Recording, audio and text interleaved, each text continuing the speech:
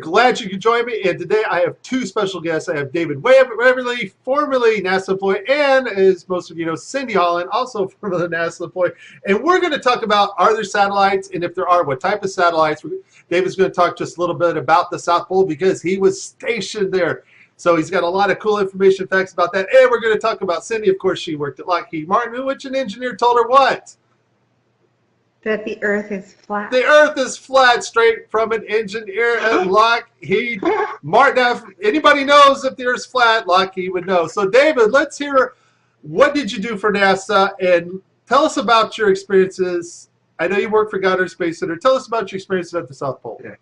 Okay, so I actually wasn't at the South Pole because there isn't a South Pole. Oh! But, whoa. Is there something to walk on down there? I mean...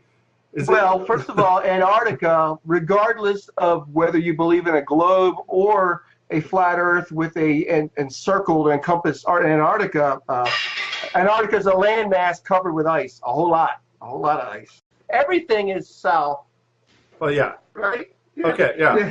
So I was in McMurdo to put a data ingest system. Now, this was in my career at NASA when I believed we lived on the globe Earth. I bought all the science, all the space, the vast universe, and billions of stars. I bought into all that, just like most of us did at one point. And so I'm down there, and we put this system in to capture the data. And it's for polar orbiting spacecraft, so that because there's a big data hole in the Antarctic data set, a big hole. Are you talking about the map part, the part where Hollow Earthers say there's nothing there? Yes, any map that you would have seen of the Earth showed this huge gaping lack of data in the center of Antarctica. And I can tell you the reason why that is because there is no center in Antarctica. Antarctica's a ring, but I didn't know that then. So we go down there. Now, here's the thing, and I was about to tell you a little while ago, is I set this system up. Everything's functional. We were ingesting data. We're retransmitting it offline when there are no spacecraft orbiting over, quote unquote.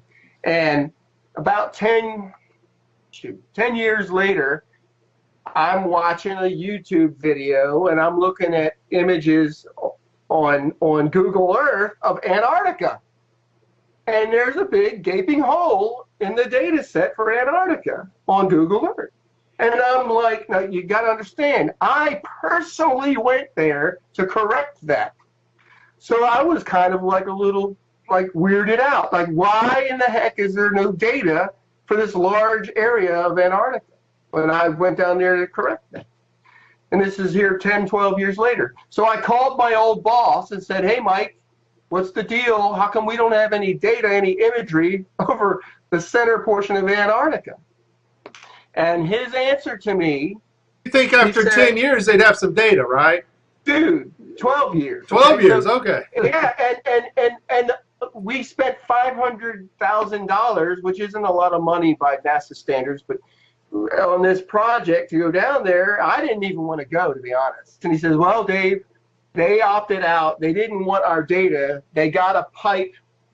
They got a fiber optic network from McMurdo to Svalbard. Now, you got to understand, Svalbard is almost the total other side of the world, okay? It's one of the most north places on the quote-unquote planet, okay? Now, is this an undersea pipe from McMurdo that far? Yes.